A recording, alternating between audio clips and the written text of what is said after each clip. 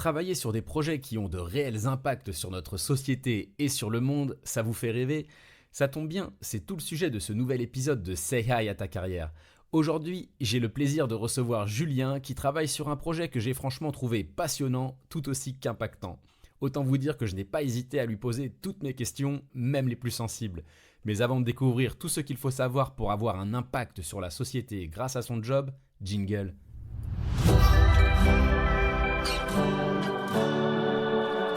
Bienvenue sur Say Hi à ta carrière, le podcast de Thales qui t'aide à faire les bons choix professionnels.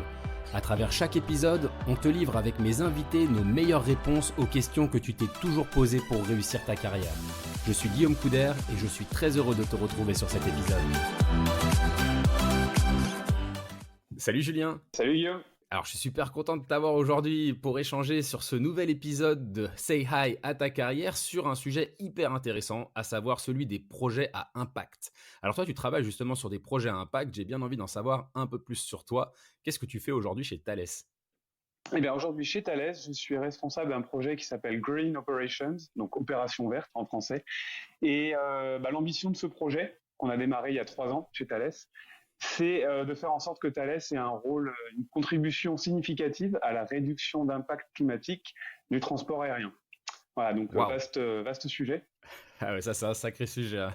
Ouais. Franchement, ça a l'air hyper intéressant. Et justement, qu'est-ce qui, toi, t'a mené justement à travailler sur ces projets ? Qu'est-ce qui t'intéresse dans le fait de travailler sur des projets à impact ? J'ai fait 15 ans avant de projets plus classiques dans Thales, de développement de systèmes embarqués dans les avions plus classiques. Et en fait, là, ce qui m'a vraiment attiré, c'est que c'est un vrai projet de transformation de l'écosystème aérien, dans le but d'avoir un vrai impact sur un des grands problèmes sociétaux du moment, à savoir notre impact climatique. Et vraiment, on pourra aborder dans le podcast, mais vraiment, les actions qu'on fait concrètes au quotidien vont dans le sens de réduire vraiment et d'avoir un vrai impact. Ok, donc il y a de l'espoir en fait. J'imagine que tu échanges avec des dizaines de personnes, des centaines peut-être. Ouais, il y a déjà tous les acteurs internes avec lesquels on travaille sur le sujet, et je pourrais y venir, mais c'est surtout, en fait, on est au cœur de l'écosystème aérien au sens large, puisque si on veut réduire l'impact, et on pourra expliquer comment, mais si on veut réduire l'impact climatique du trafic aérien, il faut que tous les acteurs évoluent. Et donc, on pense évidemment à ceux qui opèrent le ciel, donc les compagnies aériennes, avec leur personnel dans l'avion et au sol, tous les contrôleurs aériens. Donc ça, c'est déjà ces personnes-là avec qui on travaille au quotidien pour développer et déployer nos solutions. Mais en fait, on le verra, il y a un très fort volet scientifique pour comprendre l'impact climatique et savoir comment le réduire. Donc, on bosse beaucoup avec les scientifiques du climat. Et il y a un énorme volet aussi réglementaire, même politique, pour qu'en fait, l'ensemble de l'écosystème ait un intérêt à bouger dans le bon sens. Donc, c'est un mélange un peu, je dirais, de la carotte et du bâton, des éléments qui donnent envie pour que ça soit intéressant pour ces acteurs d'évoluer, et puis aussi de la réglementation contraignante. Donc, on travaille avec tous les organismes réglementaires de l'aérien, comme l'OACI, qui est un organisme qui dépend directement de l'ONU, la Commission européenne qui est en train de réglementer le sujet. Donc, c'est hyper large en fait. Et ça nous sort énormément des contraintes, des préoccupations purement techniques qu'on a habituellement dans nos sociétés. Ok, ouais, je vois complètement ce que tu veux dire. Alors, justement, j'aimerais bien mettre un peu les deux pieds dans le plat, si tu me le permets. J'ai pas mal d'étudiants, d'étudiantes qui me disent, ouais, mais en fait, moi, entrer dans une grande entreprise, ça fait que je vais polluer, en fait, je vais avoir un impact négatif.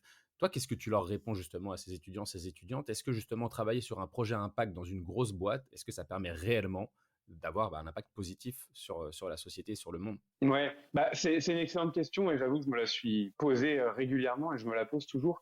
Déjà, d'un point de vue personnel, moi j'ai une vraie sensibilité au sujet climatique, environnemental en général, et à titre personnel et professionnel, j'ai d'autres actions. Je suis notamment formateur sur certains sujets pour sensibiliser justement tout le monde au sujet du climat et des solutions qu'on peut y apporter. Donc voilà, déjà il y a ce point de départ pour moi.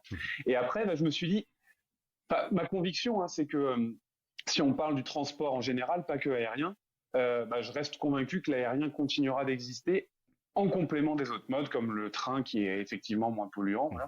Et donc, partant de ce constat-là auquel je crois, je me dis, agir de l'intérieur, parce que j'ai la capacité, la possibilité de le faire, je trouve ça hyper motivant. Ouais. Et donc, ce qui est génial, c'est que justement, dans un grand groupe comme Thales, qui a l'air insolide, il est possible, c'est le cas de mon projet, que Thales en fait investisse de l'argent sans retour sur investissement à très court terme, même si à long terme on a des ambitions, pour justement avoir un impact. Parce que Thales est prêt à mettre de l'argent pour qu'on travaille, qu'on défriche ce sujet, de l'argent en fonds propres. Ouais. Et ça, c'est un grand groupe qui peut le permettre. On peut difficilement faire ailleurs. Ouais. Mais quel est son intérêt justement? Quel est l'intérêt, alors pas forcément que de Thales, hein, mais quel est l'intérêt d'un grand groupe ou d'une entreprise, même sans forcément être un grand groupe, quel est l'intérêt d'une entreprise d'investir ce type de sujet si elle n'en tire pas de bénéfices financiers immédiats? Je pense qu'il faut voir la double temporalité. Donc il y a quand même, sur du long terme, une croyance, une ambition dans laquelle on croit tous jusqu'à notre top management de se dire, on va peut-être, faisant ça, défricher un nouveau champ d'activité pour Thales qui sera à terme rentable, de proposer à l'écosystème des solutions de réduction d'impact climatique et d'en faire un business rentable. Ça, c'est une vision de long terme. Ouais. Mais néanmoins, c'est pas rentable à très court terme. Par contre, il y a des retombées qui sont immédiates, positives pour l'entreprise et qui se comptent pas forcément en retombées financières directes, qui sont notamment en termes d'image, mais image avec sincérité, je dirais. On est sincère, on agit positivement et on a des actions concrètes visibles. Et ça rend Thales très attractif. À tout point de vue, ça nous rend attractif pour les recrutements des jeunes. Et je le vois, moi. Je fais des recrutements régulièrement pour le projet. Je vois bien à quel point c'est facile et les gens ont envie de venir sur ce type de projet. Ouais. Tu sens que les jeunes générations, justement, elles sont plus sensibles que les anciennes? Moi, je le sens clairement. Ouais. Je le sens clairement. Elles sont sensibles à deux choses. Et on pourra revenir sur la deuxième. Mais je le vois dans des éléments clés dans les entretiens que j'ai de recrutement. Il y a le côté, la portée, le sens de ce qu'on fait. Donc, réduire l'impact climatique, ça parle à beaucoup de gens. Il y a aussi les méthodes de travail qu'on emploie. On est sur un projet qui est hébergé à la direction de l'innovation là, du groupe et où on déploie des méthodes tirées de l'innovation où on est là pour tester, se confronter à la réalité de nos utilisateurs, apprendre vite, pivoter, se réorienter. On n'est pas du tout à dérouler une spécification qui nous viendrait d'un client sur du long terme. Il y a une vraie agilité intellectuelle dans ce qu'on fait. Ouais. Et ces deux volets-là, parlent énormément aux jeunes aujourd'hui. Ok, donc ce que je comprends en fait, c'est que ces projets à impact vont avoir un aboutissement, mais plutôt sur du long terme. C'est-à-dire que l'entreprise va en bénéficier, on va dire, d'un point de vue financier sur le long terme, mais à date, on va dire de manière quasi instantanée, on en bénéficie en termes d'image et en termes d'attractivité de ces jeunes générations qui sont plus sensibles. Donc c'est tout bénef en fait de travailler sur des projets à impact. Ouais, et exactement. Et pour compléter l'attractivité, il y a aussi un point supplémentaire, c'est l'attractivité aussi pour nos clients et nos investisseurs. Okay. Et c'est loin d'être négligeable. Ouais. Je prends un exemple. Par exemple, on a répondu récemment à un appel d'offres d'un client pour une solution embarquée à bord de l'avion pour améliorer l'efficacité énergétique, en gros la consommation de fuel, si je résume. Okay. Dans les sections de l'appel d'offres, au-delà de toutes les contraintes techniques demandées, ils posent la question, et ça a un vrai sens pour eux, de comment Thales se positionne sur le respect, l'impact environnemental. Et ça fait partie des critères de choix de plus en plus des clients parce qu'eux-mêmes veulent s'assurer que les fournisseurs chez qui ils viennent chercher des solutions sont irréprochables. Ouais. Et ça vaut aussi pour les investisseurs. Les gens qui, en gros, viennent investir dans le groupe Thales, apporter des capitaux, ils ont maintenant dans leurs critères d'investissement aussi le positionnement des entreprises dans lesquelles ils investissent sur ce champ-là. Ok, en fait, ça c'est vraiment hyper intéressant. En fait, ça montre que d'avoir de l'impact, ça se joue à tous les niveaux de la chaîne, en fait. Tous les maillons ont une responsabilité. Les clients, les fournisseurs, c'est un peu à tous et toutes de jouer leur rôle. Les candidats aussi, du coup, s'impliquer justement sur des projets impact. Pour eux, c'est contribuer à leur niveau à réduire l'empreinte carbone, à réduire le réchauffement climatique, en fait, même au sens large. Ouais, tout à fait, tout à fait. Ouais, non, en vrai, c'est hyper intéressant. Je suis à deux doigts de postuler, là. Et on a des postes ouverts, si tu veux. Ah, écoute, c'est trop cool. Il faut aller justement sur le site de Thales, rubrique emploi, j'imagine.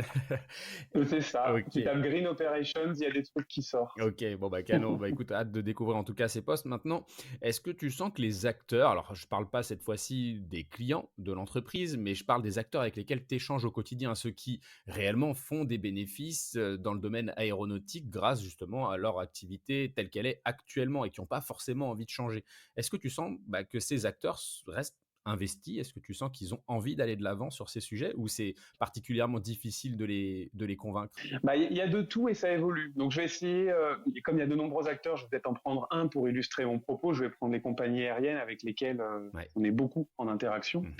Quand on a commencé il y a 3 ans, le mot d'ordre général, encore une fois, c'est une généralité qui ne vaut pas pour tout le monde, mais c'était globalement, venez pas trop nous embêter avec ça, on a déjà du mal à être rentable, ils sortaient du Covid, Ouais, enfin bref, il y avait, voilà. j'imagine le contexte pas évident. C'est ça. Et je fais une toute petite aparté quand même pour illustrer, mais l'impact climatique de l'aérien, c'est l'impact du CO2 émis, donc le fuel consommé, mais il y a aussi tout l'impact qu'on appelle non CO2, à savoir les traînées de condensation dans le ciel. On pourra y revenir, Mhm. mais tout ça pour dire qu'il y a 2-3 ans, les traînées de condensation, c'était un truc dont tout le monde n'avait pas trop envie d'entendre parler, parce que finalement, si on admet leur existence, ça revenait à admettre que l'aérien a plus d'impact encore que ce qu'on croyait avec le fuel uniquement. Ouais, ok. Donc tout ça pour dire que les compagnies aériennes, pour elles, leur dire les traînées de condensation, ça existe, ça a un impact et on va agir dessus, c'est pas forcément une bonne nouvelle d'un point de vue efficacité économique pour elles. Mhm. En 3 ans, avec le travail d'influence des scientifiques et d'industriels positionnés comme nous, comme Thales, mais on n'est pas les seuls, tout le monde commence à vraiment changer de posture. Et là, en novembre dernier, il y a quelques semaines, il y a eu une très grande conférence à l'OACI, à l'Organisation de l'aviation civile internationale, l'organisme de l'ONU, à Montréal, au siège, Ok. où tous les acteurs se sont retrouvés pendant plusieurs jours pour en débattre. Ok. Donc, ça prouve bien qu'il y a une prise de conscience. Et tout ça pour m'amener à ma réponse, qui est que aujourd'hui, dans les compagnies aériennes, on a de plus en plus de compagnies aériennes qui ont compris qu'il allait falloir agir dessus, et plutôt que de subir une réglementation qui arrivera, elles veulent maintenant s'y préparer. Et donc, elles sont beaucoup plus actives avec des industriels comme Thales pour se préparer aux solutions de demain et commencer à les tester dès aujourd'hui. Ouais. Donc ce que je comprends en fait, c'est que tu as des gens qui sont déjà, on va dire à titre personnel, convaincus qu'il faille aller dans ce sens, bah, c'est ton cas notamment, Ouais, et tu as des personnes qui le font parce qu'elles savent que quoi qu'il arrive, à un moment donné, il y aura cette contrainte, hein, je mets des guillemets, mais en tout cas, il y aura ouais. une réglementation qui les contraindra à un moment d'avancer en fait sur ces sujets. C'est exactement ça. Et donc, on a toujours, dans toute nouveauté, des précurseurs et des suiveurs, je dirais. Et donc, les précurseurs qui sont les compagnies aériennes avec lesquelles on commence à défricher le sujet et à faire des vraies expérimentations en vol des solutions qu'on a. Hmm. Notamment, on a des vraies solutions qu'on déploie aujourd'hui quotidiennement pour éviter, anticiper le fait qu'on va générer des traînées de condensation et du coup modifier légèrement les trajectoires des avions pour éviter de générer ces traînées-là et donc, au final, faire un gain climatique. Ça, on le fait déjà aujourd'hui depuis plusieurs mois avec des compagnies précurseurs. Ouais. Le challenge, c'est que si on veut avoir un impact global sur l'impact global de l'aviation civile, faut pas que ce soit des acteurs isolés comme là. Il faut que tout le monde se mette à le faire. Et le passage à l'échelle, ça implique, d'embarquer tout le monde, et c'est un vrai sujet, et deux, de le faire et que ça reste opérable, gérable. Il y a tellement d'avions dans le ciel. Si tout le monde à un moment veut faire la même évolution de sa trajectoire pour faire le meilleur truc climatique, à un moment ça marche pas. Ouais. Donc c'est aussi comment on s'autorégule collectivement pour avoir l'optimum global et pas avion par avion. Wow. Et ça c'est des gros enjeux pour un industriel comme Thales, tout simplement. Ok, j'imagine que ça nécessite pas mal de ressources. Alors moi, j'ai juste envie quand même de parler de ces traînées de condensation. Alors ça n'a rien à voir avec le sujet global, mais je trouve ça quand même hyper intéressant. C'est quoi une traînée de condensation? Juste par curiosité. Alors, déjà d'un point de vue à quoi ça ressemble, l'avantage c'est qu'au moins c'est visible. Tu regardes dans le ciel, c'est ce de qu'on temps voit en dans le temps, ciel. tu vois ces grandes traînées blanches derrière les avions. Attends, je regarde. Est-ce que j'en vois? Elles se forment pas tout le temps. Là, j'en vois pas trop. Là, je vois quelques petits nuages simplement. Mais moi, je regarde dehors, c'est tout gris. Mais okay. Et en fait, elles se forment dans le sillage des avions. Alors pas tout le temps. Elles se forment dans certaines conditions atmosphériques, quand l'air est froid et humide. Et en fait, une traînée de condensation, ça n'est rien que de la condensation des gouttelettes de l'atmosphère en petits cristaux de glace. Donc c'est des cristaux de glace en fait. C'est pas polluant en soi. Par contre, ça peut évoluer dans le temps en une sorte de nuages, donc des nuages artificiels qui, comme les nuages normaux, font de l'effet de serre. Et l'effet de serre a un impact réchauffant. Et en fait, les scientifiques s'accordent aujourd'hui pour dire que globalement, les traînées de condensation ont un impact climatique qui est du même ordre de grandeur que l'ensemble du CO2 émis par l'ensemble des avions. D'accord, ok. Donc c'est très significatif. Voilà. Ok, je comprends. Alors, imaginons que demain, voilà, j'entre dans une entreprise et je suis amené à travailler sur un projet à impact. Est-ce que tu aurais des conseils? Est-ce qu'il y a des facilitants, des choses qui vont me faciliter la vie justement pour faire aboutir ce projet? Et est-ce qu'il y a des irritants, des choses justement dont il faut que je me méfie, des écueils à éviter? ce qui est hyper important, c'est quand tu as un projet à impact comme là, c'est des projets qui vont vraiment amener une transformation. Alors, transformation dans un bout de l'entreprise ou dans l'écosystème. Et donc, qui dit transformation dit résistance au changement, c'est humain, de la part de nombreux acteurs. Et donc, notamment dans un grand groupe, on peut très rapidement se retrouver à faire son projet dans son coin, mais à jamais arriver à en sortir parce que des freins humains font qu'à un certain moment, on va être bloqué dans l'impact qu'on peut avoir. Ouais. Donc très rapidement, prendre en compte les dimensions autres que techniques, c'est hyper important. Et donc dans le projet, là, le volet s'entourer des personnes qui ont des pouvoirs de décision, d'influence dans la stratégie du groupe, d'influence dans les commissions européennes, internationales, etc., avec tous les gens qui nous permettent de communiquer efficacement sur ce qu'on fait, c'est hyper important pour entraîner les gens autour de nous et que ces gens-là deviennent des facilitateurs et pas des bloquants. Ok, donc s'entourer des bonnes personnes, ça c'est vraiment le premier sujet. C'est ça. Et je prends un bon exemple. J'ai la chance, mon projet a la chance d'avoir comme sponsor direct la directrice du domaine avionique de Thales et le directeur du domaine système terrestre et aérien de Thales. Ces deux personnes-là rapportent directement au PDG de tout le groupe Thales. D'accord. Donc ces deux personnes-là, concrètement, je les vois régulièrement, plusieurs fois par an, et on fait le point sur les ambitions, nos avancées, les éventuels bloquants, comment on s'y prend. Et si, je prends un exemple, si j'ai besoin pour que mon projet avance d'avoir accès directement à la directrice générale de telle compagnie aérienne, moi tout seul, je peux pas prendre mon téléphone et l'appeler, ça marche pas. Okay. Mais ma directrice du domaine avionique de Thales, elle a le contact. Elle peut le faire pour nous, pour le projet. Et si je suis pas entouré de ces personnes-là qui peuvent être des grands facilitateurs, en fait, on reste très vite cloisonné et l'impact du projet impact, on l'a pas tant que ça. Donc ça, c'est hyper clé et c'est loin d'être quelque chose de naturel pour nous tous qui venons quand même du domaine de l'ingénierie où nos préoccupations sont avant tout techniques, technologiques et on pense pas forcément à tout ça. Ok. Ouais, tu as besoin en fait de trouver tes bons sponsors, tes alliés en fait dans le cadre de ce projet. Il y a des personnes en fait qui peuvent vraiment te faciliter la tâche par rapport à ça et on voit ça répond même à plus haut niveau. Donc c'est quand même plutôt rassurant parce que les décideurs finalement à l'échelle d'un groupe comme Thales, mais j'imagine aussi dans d'autres entreprises, s'investissent aussi sur ces sujets-là. Donc ce qui est plutôt rassurant. Ce qui n'était pas forcément le cas il y a quelques années, j'imagine. Tu aurais peut-être beaucoup plus galéré à trouver des j'utilise le terme de sponsor, je ne sais pas si c'est vraiment le bon terme, mais à trouver des personnes qui sont prêtes à te suivre en fait dans cette cause-là. Ouais, mais moi je trouve que le sponsor est exactement le bon terme parce que ils nous sponsorisent d'un point de vue financier dans le sens où ils allouent des budgets de l'entreprise pour qu'on bosse dessus et ils nous sponsorisent dans le sens où ils se font la voix de notre projet dans les instances qui comptent ou auprès de leurs contacts à haut niveau et ils nous sponsorisent aussi dans le sens où ils ne sont pas du tout à venir scruter dans le détail ce qu'on fait.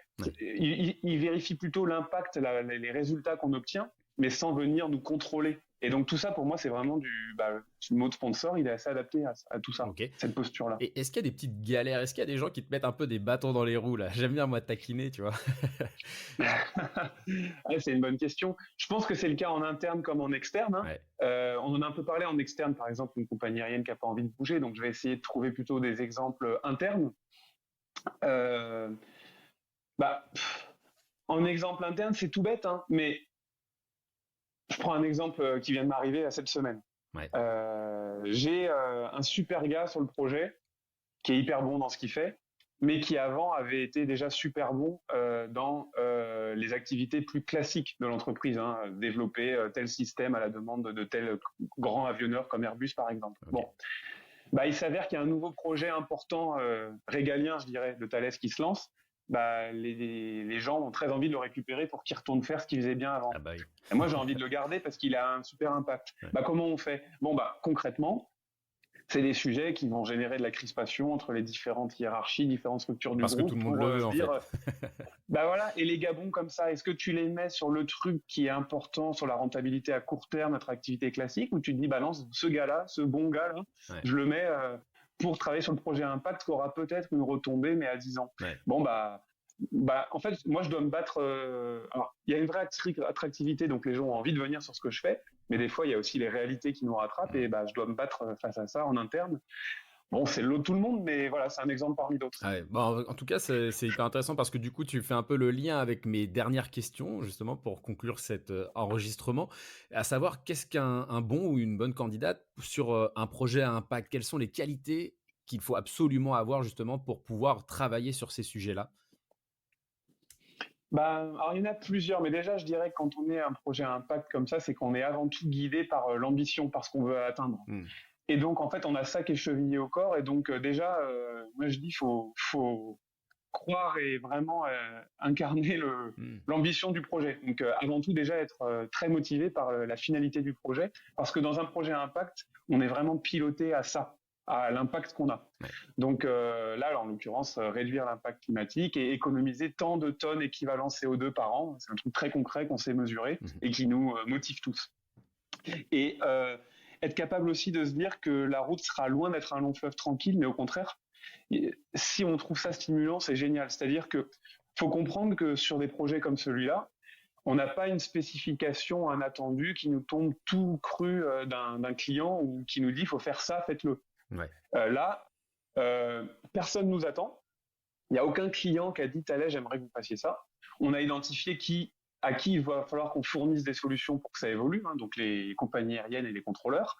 Mais eux-mêmes, si on leur dit vous avez besoin de quoi pour réduire l'impact climatique, ils en savent globalement rien. Ouais. Donc c'est à nous de trouver quelle est la bonne solution qui répond aux bons problèmes de ces personnes-là. Et forcément, on n'a pas la bonne réponse du premier coup, hein, ce serait trop beau. Donc en fait, on passe notre temps à, on appelle ça pivoter, on essaye un truc, on le développe rapidement sans trop de contraintes pour tout de suite le mettre en opération, on teste, on ajuste, et donc des fois c'est des petits ajustements, mais des fois c'est des grands coups de barre. Hein. Ouais. On arrête net un truc parce qu'on se dit bah on s'est trompé, on part sur autre chose. Ça peut être très déstabilisant, ça peut être aussi hyper motivant. Donc ça dépend vraiment du profil, mais des gens qui sont curieux, proactifs, ouverts et que ça éclate d'avoir du changement positif, bah ça c'est des bonnes qualités, quoi. Ouais.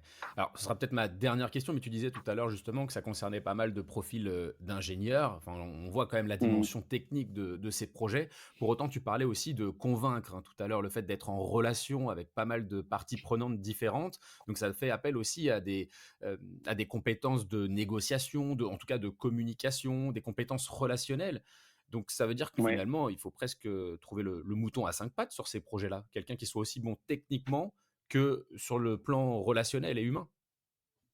Ouais, alors on peut avoir le mouton à cinq pattes qui fait tout. Il y a aussi un projet, c'est une somme d'individus qui est plus forte que chacune de ses parties. Donc en Ouais. fait, collectivement, là sur le projet, on est une trentaine. Hein. Donc on a des profils très variés. Mmh. On a des profils d'ingénieurs, développeurs, logiciels assez courants chez Thales. Ouais. Mais on a par exemple intégré dans l'équipe des métiers qui sont beaucoup moins courants dans nos projets. On a 2 designers à plein temps, donc qui n'ont pas du tout des profils d'ingénieurs, hein, mais qui permettent de prototyper très rapidement des solutions qu'on va mettre entre les mains de nos utilisateurs potentiels pour très rapidement tester